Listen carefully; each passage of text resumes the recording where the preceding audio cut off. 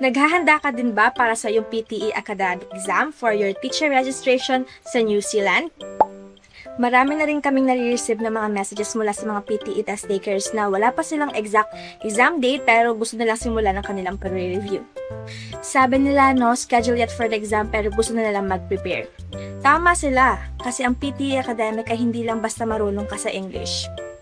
Kailangan mo rin ng strong comprehension skills, time management, at iba pang mga strategies. Kaya marami talaga mga PTE test takers ang nagre-review ng maaga para hindi na sila mag-retake dahil medyo may kamahalan ng exam. Don't worry, English Charlotte can help you. Sa coaching namin, nagbibigay kami ng mga tips and strategies and also templates para mapadali ka sa exam at i-guide ka ng aming mga certified teachers.